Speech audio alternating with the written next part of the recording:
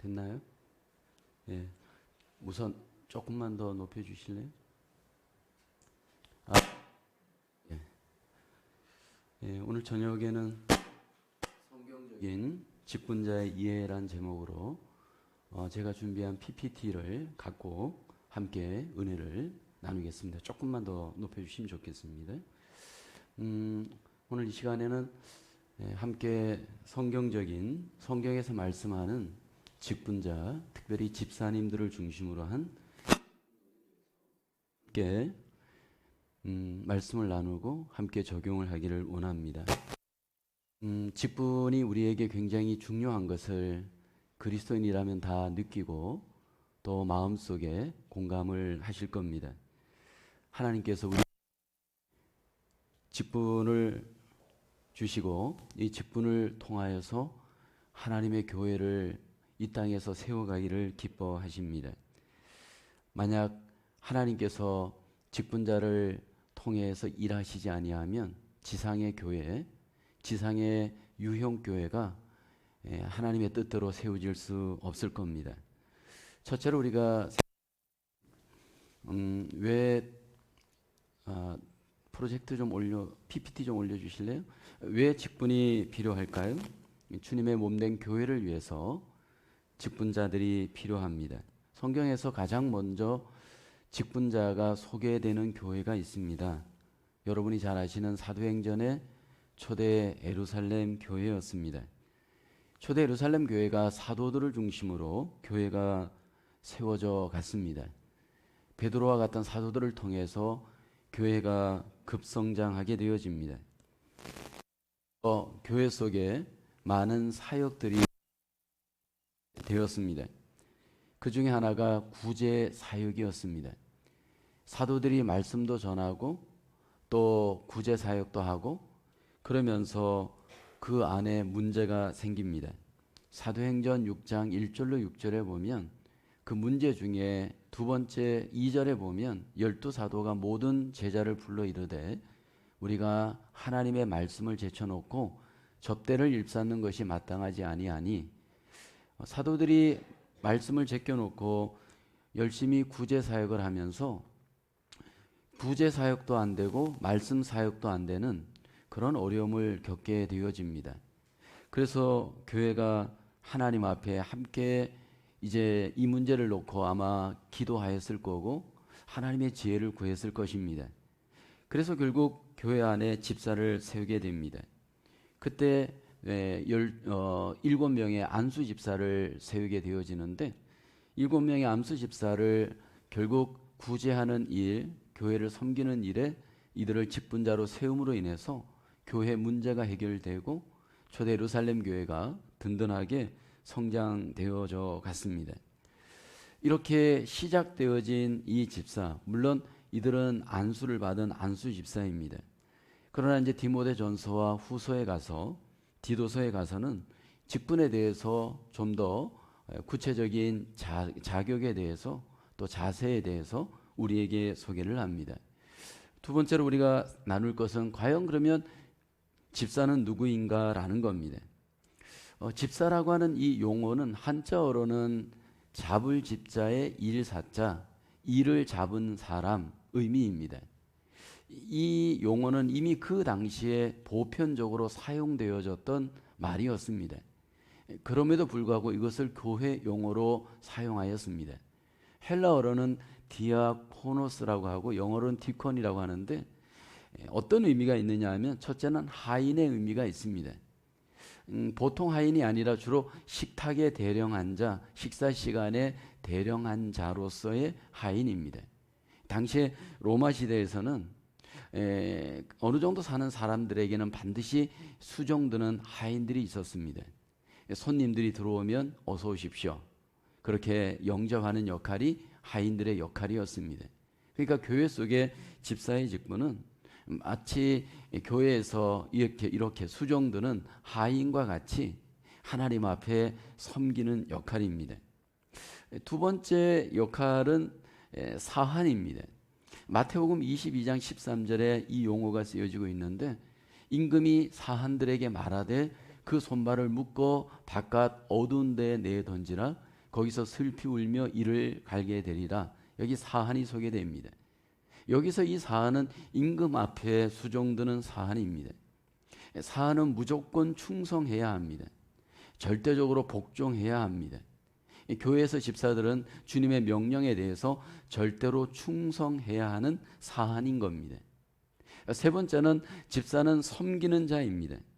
마가복음 10장에 보면 세베대의 아들 야고보와 요한이 주의 나라가 임하거든 우리를 좌우에 앉게 해 주십시오. 예수님에게 청혼을 합니다. 그때 예수님께서 너희 중에 누구든지 크고자 하는 자는 너희를 섬기는 자가 되고 말씀을 하죠. 여기 섬기는 자라는 단어가 나옵니다. 디아코노스라는 이 헬라어는 바로 섬기는 자 집사입니다. 교회에서 집사는 누구인가? 섬기는 자입니다. 그러니까 교회 속에 하나님께서 디아코노스 이 집사님들을 임명하여서 주님을 섬기게 하고 주님의 교회를 섬기게 하십니다.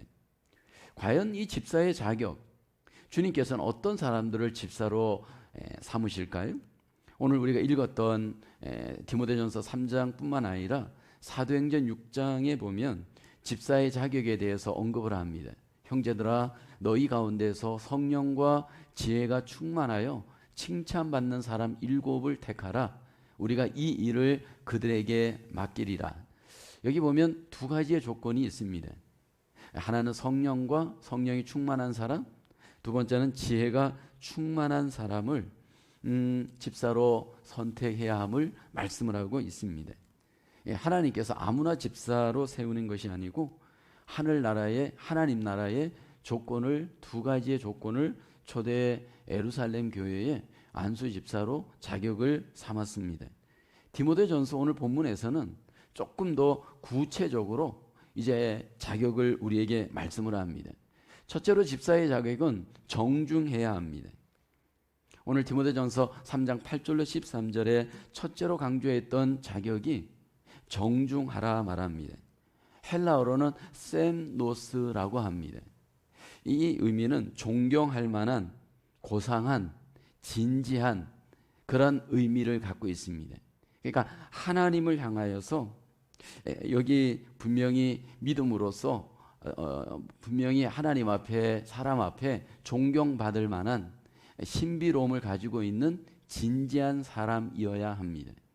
정중함이 있는 사람들은 기본적으로 매너가 좋은 사람입니다. 여러분 우리가 인생을 살아가면서 교회든 세상이든 이 매너가 굉장히 중요합니다. 매너 없는 사람은 사람들에게 신뢰를 얻을 수 없습니다. 매너가 좋은 사람들의 공통점이 있습니다. 자신보다는 타인을 먼저 생각하고 배려하여서 공감이 되는 사람이 바로 매너 있는 사람입니다. 하나님께서는 먼저 집사들이 정중하기를 원합니다. 매너 있는 사람이 되기를 원합니다. 두 번째로 이 집사는 일구이연을 하지 말아야 됩니다. 여러분 집사님들에게 있어서 정말 중요한 이 자세가 바로 말의 자세인 것 같습니다. 이 매너가 좋은 사람, 일구이연을 하지 않는 사람이어야 하는데 이런 분들이 있습니다. 이 사람에게 이렇게 말하고 저 사람에겐 저렇게 다르게 말하는 분들이 있습니다. 이중성의 사람들이 있습니다. 여러분 이 이중성의 사람들은 진실하지 않은 증거입니다. 집사들에게 하나님은 먼저 정중할 뿐만 아니라 일구이연을 하지 않는 진실한 사람이 되기를 원합니다. 그 사람의 진실성은 말을 하는 것을 보면 알 수가 있습니다. 여기서 저기서 다르게 각각 말을 하는 사람은 결국 여러분 서로의 관계를 이간질하는 사람입니다. 교회의 덕을 다 회방하는 사람입니다. 이렇게 이간질하는 사람은 결국 교회를 세우지를 못합니다. 모든 관계를 다 망가뜨립니다. 여러분 분명한 것은요, 내가 한 말은 비밀이 없습니다. 돌고 돌아서 다 사람들이 알게 되어집니다. 집사님들 특별히 교회에서 말과 관련하여서 정말로 일구이연을 하지 않는 진실한 하나님께서 기뻐하시는 사람으로 하나님 앞에 드려지기를 원합니다. 세 번째는 술에 임박이지 말아야 됩니다. 여기 임박이지 말다 이 의미가 어느 정도는 마셔도 되는 것 아닌가 그렇게 오해해서는 안 됩니다. 사실 성경에 있어서는 성경의 술에 대해서는 굉장히 부정적으로 하나님은 술을 우리에게 조심할 것 말씀을 합니다. 심지어는 구약의 잠언서에 보면 술을 보지도 말라 말합니다. 잠언 23장 31절에 보면 고 잔에서 번쩍이며 순하게 내려가나니 너는 그것을 보지도 말지니라고 합니다. 여기 왜 보지 말라 말했을까요? 유혹을 하기 때문입니다. 그것이 뱀같이 독사같이 너를 쏠 것이다 말씀을 합니다. 사실 우리가 이 술을 마시게 되어지면 술은 우리를 취하게 합니다. 술은 우리를 중독시킵니다. 이렇게 취하고 중독하게 되었을 때 우리에게 여러 가지 문제가 나타나기 시작을 합니다. 경건하였던 노아도 술에 결국 취하였을 때 범죄하고 말았습니다. 여러분, 우리가 하나님 앞에 인생을 살 때 사실 이런 술을 한 잔씩 먹고 기분도 달래고 사람들하고 적당히 좀 관계도 하고 뭐 좀 재미있게 인간미 있게 사는 게 이게 좋은 삶이 아닌가, 세상적인 생각의 마인드가 우리 속에 세뇌되어져 있습니다. 하나님은 우리에게 그런 인생을 살라 말하지 않습니다. 하나님을 위해서, 이웃을 위해서 우리는 섬기는 자로 하나님의 나라를 세워가기 위해 우린 부름을 받았습니다. 그런 측면에서 이런 부분들을 정말 집사님들은 끊고 절제하고 멀리할 수 있는 그러한 은혜가 우리의 삶의 몸에 하나님은 적용되기를 원합니다. 네 번째는 더러운 일을 탐하지 말아야 됩니다. 이것은 탐심을 갖지 말라는 겁니다. 집사들은 세상에서 더러운 일을 탐내어서는 안 됩니다. 오늘 새벽에 우리가 가룟 유다에 대한 묵상을 하였죠. 예수님을 3년씩 쫓아다녔지만 돈이냐 예수님이냐 선택 앞에서 결국 예수님을 팔고 말았습니다. 이 세상에서 하나님과 비교할 만한 능력을 하나 꼽으라 한다면 아마도 돈일 겁니다. 그리고 그 돈에 대해서 우리 속에는 끊임없는 탐심이 우리를 유혹합니다. 출애굽기 20장 17절에 보면 내 이웃의 아내나 내 이웃 집의 집이나 소를 탐내지 말라. 이 탐심은 우상 숭배입니다. 탐심을 갖기 시작하면 결국 내 것도 내 것, 남의 것도 내 것, 그러면서 여러분 결국 하나님 앞에 범죄하게 되어집니다. 이 탐심은 우리 속에 예수 그리스도만이 주가 되어져 우리의 마음을 지배하지 않고는 이 탐심의 문제를 아무도 제어할 수 없을 겁니다. 디모데전서 6장 10절에 보면 돈을 사랑함이 일만하게 뿌리가 된다 말씀을 했습니다. 아마 이 시간도 우리가 예배할 때 어쩌면 우리 속에 돈 문제에 대한 근심이 있을 수 있고 넘어서서 탐심으로 우리의 마음을 지배하게 되어지면 하나님의 말씀도 우리 안에 들어올 수 없을 겁니다. 탐심을 버리는 사람, 하나님 앞에 탐심을 내려놓을 수 있는 사람, 이것이 바로 교회의 집사입니다. 우리가 또 다섯 번째 나눠야 될 것은 깨끗한 양심의 믿음의 비밀을 가져야 합니다. 교회의 집사들은 믿음이 좋아야 합니다. 깨끗한 양심에 간직된 믿음의 사람이 되어야 합니다. 여기 깨끗한 양심과 믿음의 비밀은 서로 연결됩니다. 마음은 우리의 믿음의 집입니다. 마음이 깨끗해야 믿음도 깨끗합니다. 마음이 더러우면 믿음도 더럽게 됩니다. 깨끗한 양심의 사람들은 결국 하나님에 대해서 민감하게 잘 반응하고 그 결과 믿음도 더 민감하게 하나님에게 세워지게 됩니다. 그래서 바울은 자신의 신앙, 믿음을 지키기 위해서 먼저 청결한 양심을 지키기 위한 노력을 합니다. 디모데후서 1장 3절에 보면 청결한 양심으로 조상적부터 섬겨오는 하나님께 감사하고 그렇게 고백을 하죠. 하나님께서는 우리의 마음을 통해 일을 하시는데 청결한 양심을 가질 때 마음도 깨끗해질 수 있습니다. 여섯 번째는 정숙하고 모함하지 말아야 합니다. 이미 아까 말과 관련된 어떤 우리의 자세를 말했습니다. 여기 다시 한번 말과 관련된 자세입니다. 여기 모함이라는 말은 다른 사람을 헐뜯는 겁니다. 그 이름을 깎아내리는 행위입니다. 많은 경우에 있어서 우리는 시기심을 갖고 있습니다. 질투심을 갖고 있습니다.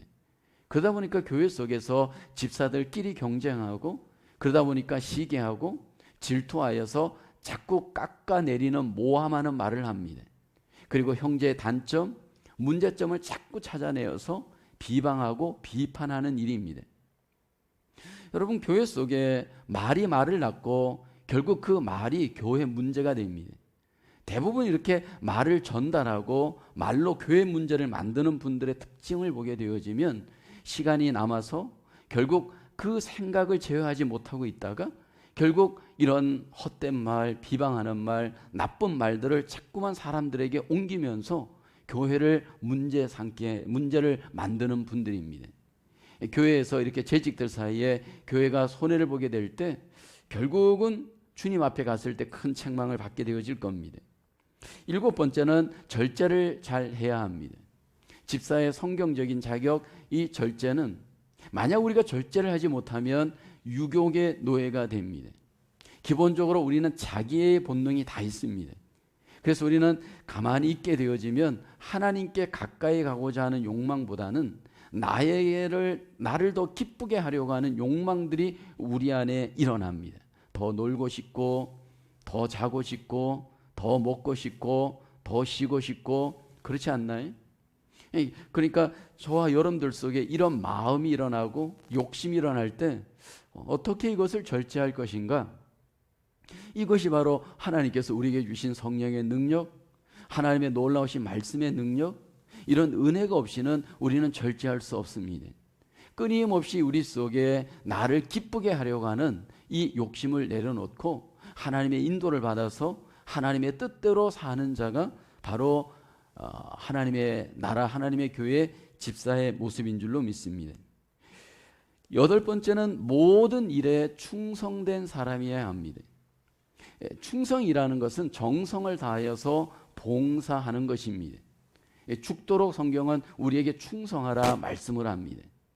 맡은 자들에게 구할 것은 충성이다 성경은 말씀을 하죠. 하나님께서 우리에게 어떤 일이든 맡겨주셨다면 그 맡은 일에 대해서 우리는 충성하길 원합니다. 근데 이 충성의 반대말이 불충성인데 성경에 보면 그 불충성하는 자들의 가장 원인이 하나 있습니다. 왜 우리가 충성을 못하는 걸까? 여러 가지 원인이 있지만 가장 근본적인 원인은 게으름입니다. 마태복음 25장에 가보면 충성된 종 5달란트, 2달란트 종이 소개됩니다. 근데 그 1달란트 받은 종이 있습니다. 이 1달란트 받은 종은 충성하지 않습니다. 주인이 돌아와서 왜 충성하지 못했는지 그 원인을 알고 책망하는데 그 원인 중에 하나가 뭐냐면 게으름입니다. 여러분, 이 게으른 사람은요, 아무리 작은 일도 귀찮습니다. 아무리 작은 일도 실증을 갖게 됩니다. 그러다 보니까 충성하지 못합니다. 시간을 들이고 몸을 들이고 내 마음을 들이는 일에 이 실증을 내고 결국 게으르다 보니까 이 하나님의 일에 충성하지를 못합니다. 하나님이 우리에게 맡겨주신 일은 큰 일, 작은 일이 없습니다. 작은 일이든 큰 일이든 우리는 매겼지만 하나님이 맡겨주신 일은 모든 것들이 다 중요한 일입니다. 예를 들어서 청소하는 일, 여러분 그게 얼마나 중요한 일인지 모릅니다. 모든 일이 다 하나님의 일이기에 모든 일이 다 중요합니다. 그 가운데 우리가 충성하는 종, 그것이 바로 집사의 직분의 모습입니다. 2022년 한 해 우리에게 맡겨주신 일이 어떤 일이든 보이든 보이지 않든 항상 우리가 하나님 앞에 집사로서 충성할 수 있는 저와 여러분 되어지기를 주님의 이름으로 축원합니다. 네 번째로 우리가 생각할 것은 직분자의 핵심적인 실천 사항입니다. 첫 번째는 주의 날을 존중히 여기는 믿음의 자세가 있어야 됩니다. 여러분, 주일 성수를 캐캐 묵은 옛날 어떤 믿음 생활이다라고 혹시 생각하고 있지 않나요? 지금 이 시대에 많은 경우에 젊은 그리스도인들이 주의 날인 주일을 지키는 일에 대해서 사실 굉장히 사소하게 가볍게 여기는 경우가 있습니다. 왜 우리가 주의 날을 지키느냐 하면 주님께서 부활하신 날이기 때문입니다. 초대교회 때 그 이전에는 안식일을 지켰습니다. 토요일을 안식일로 지켰지만 이제 예수님이 부활한 날, 그 주의 날, 주일을 우리는 주님의 날로 예배하는 날로 지킵니다. 하나님의 창조를 신앙적으로 고백하고 주님께서 십자가에서 죽으시고 부활하심을 신앙적으로 고백하는 날이 바로 주의 날 주일입니다. 그래서 우리는 주일이라고 합니다. 일요일이라고 하지 않습니다. 여러분 집사님들이 교회에서 자꾸 일요일 하는 것은 여러분 덕스럽지가 않습니다. 그러니까 세상 사람들은 일요일이라고 합니다. 우리는 주일이라고 해야 합니다. 왜냐하면 주님의 날이기 때문입니다. 그리고 그 주의 날은 하나님께 예배를 드리는 날입니다. 그래서 모든 날이 주님의 날이지만 특별히 주의 날은 우리는 더 구별되게 하나님께 예배로 영광을 돌려야 됩니다. 그래서 이 날은 우리가 오락을 하는 일, 여행을 하는 일, 또는 어떤 내 비즈니스를 하는 일을 좀 쉬셔야 됩니다. 예를 들어서 어떤 퍼블릭에 근무하는 공무원이라든지 군인이라든지 경찰이라든지 소방서에 일하는 분들이라든지 어떤 그런 공익을 위해 일하는 분들은 예외입니다. 그런데 이러한 모든 일반적 정황에서 주의 날로 구별하여 시키면서 하나님 앞에 예배할 수 있는 날로 집사님들은 주의 날을 지키셔야 됩니다. 아무리 우리가 시대가 변하고 많은 것들이 체인지되었을지라도 이 부분에 있어서 만약 이것을 제대로 안 지켜가면 우리의 다음 세대한테 신앙을 전수할 수 없습니다. 두 번째는요, 헌금의 문제입니다. 헌금을 바르게 드리는 믿음이 있어야 합니다. 헌금은 주의 것을 주님께 돌려드리는 감사의 표현입니다. 그래서 우리는 봉헌이라고도 하죠. 구원받은 주의 백성으로서 주신 물질로 감사하는 것은 굉장히 우리에게 필요한 일입니다. 여러분, 돈의 주인은 내가 아니고 하나님입니다. 하나님께서 우리에게 물질을 분명히 주셨습니다. 열이면 열 모든 것이 다 주의 것입니다. 그 중에 우리는 하나 11조를 구별해 하나님께 드리고 그리고 감사 헌금으로 또는 목적을 따라 하나님께 헌금을 드립니다. 헌금은 우리의 믿음의 표현입니다. 행함이 없는 믿음은 죽은 믿음이죠. 근데 돈은 생명과 같습니다. 내 보물이 있는 곳에 내 마음이 있다 주님이 말씀하시잖아요. 그래서 하나님께서 우리에게 주신 물질을 우리의 마음을 담아 믿음으로 담아 하나님 앞에 믿음으로 드리는 행위, 헌금의 행위, 그것이 바로 우리의 신앙의 척도입니다. 그래서 호주머니가 않는 자는 여러분 회개했다라고 말할 수 없다 할 정도로 굉장히 물질과 우리의 믿음의 여러분 관계가 깊습니다. 그러나 하나님 앞에 드릴 때 우리 속에 인색한 마음으로나 억지로 하는 것은 하나님이 원하지 않습니다. 자원하는 마음으로 감사하는 마음으로 하나님은 드리시길 원합니다. 그래서 저희도 교회에서 할 수만 있다면 여러분들이 자원하여 드리도록 그냥 전부 자신들에게 맡깁니다. 그런데 분명한 것은요, 하나님께서는 사람이 무엇으로 심든지 그대로 거두게 하시는 하나님이십니다. 예를 들어서 내가 11조를 드리고 감사헌금을 드렸습니다. 사실 계산상으로는 마이너스예요. 왜냐하면 나갔으니까. 근데 하나님께서 그렇게 하나님의 것을 구별하여 하나님께 드리는 자들에게 하나님이 결코 마이너스가 되지 않도록 하나님께서 하나님의 방법으로 갚아주십니다. 특별히 저와 여러분들이 11조를 우리가 드리잖아요. 여러분들이 아마 유튜브에 들어가면 11조는 율법이다. 이 시대에 무슨 11조를 드리느냐? 그러면서 11조 무용론을 주장하는 이들이 있습니다. 여러분, 11조는 율법이 아닙니다. 율법 시대 이전부터 이미 11조를 행했잖아요. 아브라함 시대 때 아브라함이 11조를 행했잖아요. 야곱도 11조를 행했잖아요. 모세 때 하나님이 11조를 명령했습니다. 그리고 신약에 와서는 예수님은 11조 그 자체의 제도를 문제 삼지 않고 정신까지 더해서 하나님 앞에 11조를 드릴 것을 말씀을 합니다. 물론 이 11조를 우리가 드리는 이유가 복받기 위해 드리는 것은 아닙니다. 저주를 내가 받을까 봐 두려워서 드리는 것이 아닙니다. 하나님께서 나에게 물질을 주셨고 이 모든 기업을 통해서 물질을 얻은 것을 감사해서 10의 하나를 구별하여 하나님께 드리는 행위가 11조입니다. 사실은 모든 것들이 다 하나님의 것입니다. 그리고 이렇게 드린 11조를 통해서 이 헌금을 통해서 결국 구약에는 레위인들 고아와 과부들을 위해 쓰였고요. 지금은 교육자들과 또 교회와 하나님의 나라를 위해서 이런 물질들이 쓰이도록 하나님이 섭리를 하십니다.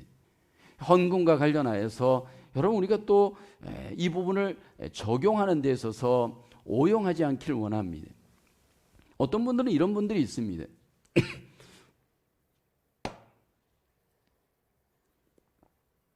하나님 앞에 드려야 될 11조를 갖고 내가 임의적으로 이 돈을 배분해서 내 마음대로 사람들에게 선한 일에 쓰면 나는 10의 1조를 행한 것이다 오해하시는 분들이 있습니다. 여러분 그것은 자기 의의를 드러내는 행위입니다. 하나님 앞에 받은 것을 내가 하나님 앞에 돌려드리고 그것이 하나님의 교회를 통해서 하나님 나라와 하나님의 영광을 위해 쓰이도록 맡겨야 됩니다. 내 의의를 드러내고 내 이름을 드러내는 일에 여러분 물질들이 자칫 잘못 사용되어질 수 있기 때문입니다. 다음에 세 번째는 공예배의 바른 본을 보여야 합니다. 여러분 이 예배는 정말로 하나님과의 만남으로서 너무 소중하죠. 특히 우리 주일의 공예배, 수요일과 같은 이 공예배를 우리는 하나님 앞에 드림으로써 자신을 지키고 교회 속에 어떤 본이 되어야 됩니다.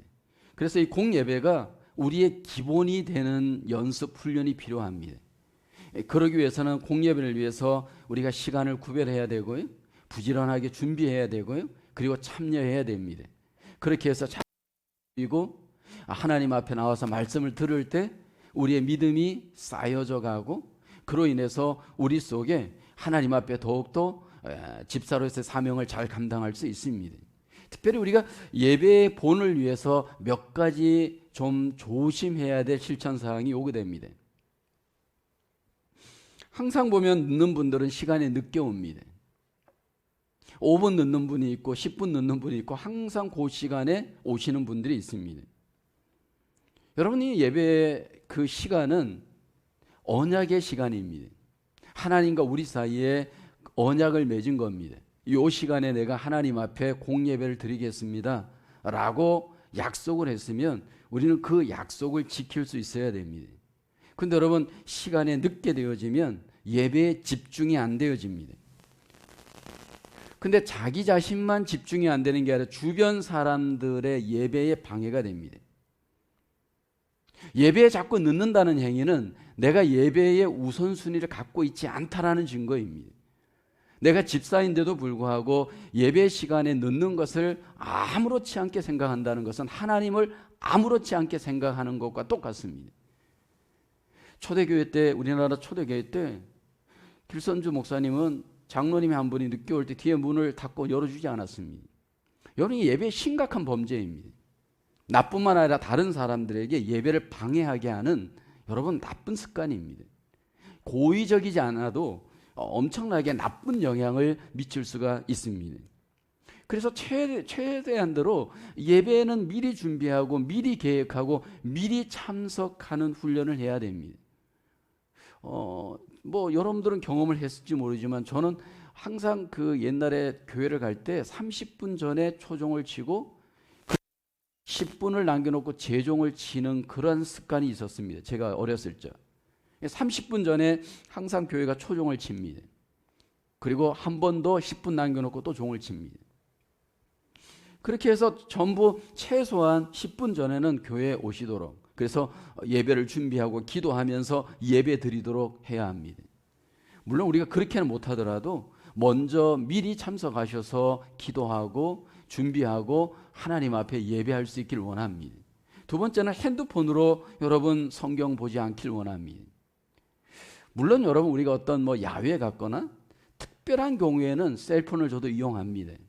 근데 여러분 예를 들어서 교회당에서 우리가 하나님 앞에 예배할 때 이 셀폰으로 예배하는 분들은 집중이 떨어집니다.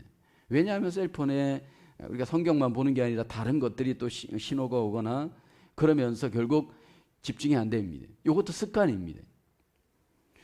자기 성경책을 갖고 교회를 다니는 것은 여러분 굉장히 학생들에게나 우리 하나님의 백성들에게나 어떤 자기 책이 있는 것이 굉장히 중요합니다. 물론 IT 시대이고 요즘 모든 시대가 많이 여러분 저는 뭐 그걸 인정합니다. 그럼에도 불구하고 성경을 갖고 예배하기를 원합니다. 특별히 집사님들은. 초신자들이 올 때는 그 우리가 타치를 잘 못합니다. 그런데 집사님들이 자꾸 성경을 갖고 예배하는 걸 보면 그분들도 바뀔 겁니다. 조금 불편하게 여러분 살아가는 것도 우리에게 필요합니다. 하나님 앞에 너무 빨리빨리 변하는 것이 항상 좋은 것만은 아닙니다. 그 다음에 다리를 꼬고 말았으면 좋겠습니다. 이것도 미국에 살면서 잘못된 여러분 습관일 수 있습니다. 여러분 미국식이 항상 성경적인 방식은 아닙니다. 우리가 세상 사람들의 방식을 우리의 방식으로 섣불리 잘못 적용하다 보면 결국 우리는 세속화되어집니다. 하나님 앞에 우리가 예배를 드리는 데 있어서 자세는 너무너무 중요합니다. 저는 이 본당에서 예배를 드릴 때 어떤 분들이 꼬고 다리를 꼬고 앉아 예배 드리는 모습이 보일 때가 있습니다. 굉장히 거슬립니다. 물론 그분은 어떤 악의를 갖고 그렇게 하는 건 아닙니다. 습관적으로 그렇게 앉아서 예배를 드리는 겁니다. 겸손한 자의 모습으로 보이지는 않습니다. 우리가 하나님 앞에 나가서 예배할 때 저도 여러분도 최대한도로 겸손한 모습으로 낮은 자의 모습으로 예배하는 것이 저는 바람직하다고 여깁니다. 하나님 앞에 좀 더 예배자로서 겸손하게 우리가 하나님 앞에 예배했으면 좋겠습니다. 그 다음에 졸지 않도록 주의해야 됩니다. 물론 여러분 어떤 특별한 경우에 조시는 분들은 이해가 됩니다. 근데 상습적으로 조시는 분들이 있습니다. 여러분 이거 심각한 여러분 하나님 앞에 범죄 행위입니다. 근데 내가 이게 자꾸 졸게 되어지면 나에게만 영향을 미치는 게 아니라 주변 사람들에게 전염을 시켜요. 그 조는 사람으로 인해서 내까지도 같이 졸고 싶어요. 그래서 집중을 못하게 만듭니다. 그러니까 이 부분에 있어서 내가 왜 조는가를 잘 분석해 보셔야 됩니다. 내가 왜 하나님 앞에 나오면 자꾸 졸음이 생기는가? 물론 설교자가 그런 분들도 얘기하죠. 설교가 마음에 안 들어서 조는 분도 있고 찬양이 이런저런 핑계가 있을 수 있습니다. 그러나 나에게는 어떤 문제가 없는가? 한번 살펴보셔야 됩니다. 여러분 예배는 영적인 전투입니다. 예배 시간에 자꾸 졸게 될 때 결국 우리는 사단의 노예가 되어질 수 있습니다. 예배 속에 자꾸 허튼 짓을 하게 되어지면 결국 그것이 습관이 되어져서 나중에 가보면요 마귀의 도구가 되어질 수 있습니다. 그 다음에 중요한 것은 열심히 참여하는 겁니다. 모든 예배자로서 내가 관람객이 아니고 여러분 참여해야 됩니다. 찬송을 할 때 먼저 잘 참여하셔야 됩니다. 예를 들어서 박수를 쳐야 될 때는 같이 박수를 치면서 하나님 앞에 영광을 돌려야 됩니다. 또 기도를 할 때는 같이 또 내가 기도를 올려드리는 행위로 아멘 해야 됩니다. 말씀을 들을 때는 내가 하나님의 말씀을 듣는 것처럼 여러분 화답해야 됩니다. 이게 영화를 보는 것이 아니고 예배를 내가 지금 드리는 겁니다. 우리가 다 함께 참여해서 하나님 앞에 지금 예배를 드리는 자로서 우리가 참여해야 하나님이 기뻐하시는 예배가 되어지는 줄로 믿습니다. 우리의 예배를 통해서 저와 여러분들 속에 하나님의 임재를 경험하시는 은혜와 복을 우리 다 함께 경험할 수 있기를 주님의 이름으로 축원합니다. 여러 가지가 있을 수 있겠지만 우리 교회적으로 적용할 때 이렇게 한 5가지 정도가 저는 적용점이다 생각이 되어집니다. 이제 직분자가 받을 상입니다. 오늘 13절에 보면 이렇게 말씀을 하죠. 함께 봉독해 볼까요? 시작. 집사의 직분을 잘 한 자들은 아름다운 지위와 그리스도 예수 안에 있는 믿음의 큰 담력을 얻느니라. 첫째, 아름다운 지위를 얻습니다. 이것은 2가지 면에서 나타납니다. 현실 교회에서 잘 섬기는 집사님들은 더 좋은 지위를 얻게 된다는 것이고요. 직분을 잘 감당한 자들은 교회 속에서도 더 인정을 받습니다. 그리고 내세 천상의 교회에서도 결국 하나님으로부터 높은 지위를 얻게 되어집니다. 결국 하나님께서 지상에서도 그 인정받는 자에게 또 일을 맡기고 또 천상의 교회에서도 결국 하나님으로부터 인정을 받게 되어질 겁니다. 2번째는 집사를 잘 감당할 때 믿음의 큰 담력을 얻습니다. 초대 예루살렘 교회 안수 집사였던 스데반이 굉장히 담대합니다. 결국 순교하잖아요. 그가 그렇게 담대할 수 있었던 이유 중에 하나는 성령의 능력과 더불어 그 집사 직분을 잘 감당하면서 믿음의 담력을 합니다. 여러분 베드로 사도도 보면 그 사도로서의 직분을 잘 감당하면서 담대함을 얻잖아요. 바울도 마찬가지잖아요. 그 직분을 감당하면서 담대함을 얻습니다. 하나님께서 믿음의 담대함을 주십니다. 결국 여러분 집사로서 우리가 직분에 충성하다 보면 그 마음속에 담대함도 생기게 되어집니다. 그것은 결국 자기도 유익할 뿐만 아니라 결국 하나님께서 맡기신 그 일을 능력 있게 잘 감당할 수 있는 기회가 되는 줄로 믿습니다. 세 번째는 주께 인정받고 위로를 얻습니다. 마태복음 25장 21절에 보면 내가 많은 것을 내게 맡기리니 내 주인의 즐거움에 참여할지어다. 여러분 하나님 나라는요 있는 자에게 충성된 자에게 하나님이 더 주십니다. 결국 5달란트 받은 자에게 5달란트를 주시고 2달란트 받은 자에게 2달란트를 주시잖아요. 그러면서 인정을 해 주십니다. 그러면서 주인의 즐거움에 참여하게 되고요. 결국 상급을 얻게 되어집니다. 주님의 놀라운 칭찬과 인정을 경험하게 되어지죠. 여러분 이것이 우리가 장차 주님 앞에 갔을 때도 경험하지만 지금도 경험하는 하나님이 주시는 은혜인 줄로 믿습니다. 이제 저와 여러분들 속에 직분을 통해서 우리가 하나님 앞에 이렇게 결론을 내기를 원합니다. 교회를 세워가시는 분은 머리 대신 예수님이십니다. 주님께서 몸된 교회를 세우실 때 직분자들을 세워서 일하십니다. 직분자들이 성경대로 섬길 때 성경적인 온전한 교회를 세워갈 수 있습니다. 여러분 성경적인 교회를 세울 때 주님 앞에 갔을 때 칭찬을 받습니다. 성경적인 교회를 세우는 일을 했을 때 주님이 잘했다 인정을 합니다. 성경에서 주님이 가르치신 대로 나 한 사람부터 그 책임을 잘 감당할 수 있는 직분자로 우리 모두가 쓰임받고 또 그렇게 쓰임받기를 사모하시고 하나님 앞에 헌신하는 저와 여러분 되어질 수 있기를 주님의 이름으로 축원합니다. 기도하겠습니다. 하나님 오늘 이렇게 2022년도 재직 헌신 예배로 하나님 앞에 예배하게 하심을 감사합니다. 하나님께서 성경에 약속한 하나님의 귀한 직분자들의 그 모든 사명과 또 자세와 역할을 함께 나누었습니다. 하나님 우리가 힘들고 어려운 세상이지만 하나님 나라를 소망하며 하나님의 교회를 직분자로서 잘 세워 하나님께 영광 돌리는 하나님의 일꾼들 되게 하여 주시옵소서.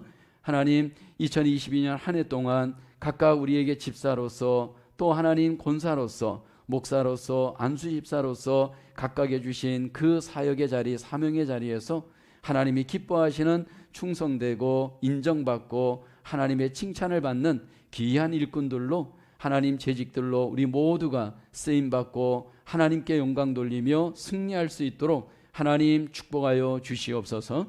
모든 것을 주님께 의탁하오며 감사하고 예수님의 이름으로 기도하옵나이다. 아멘.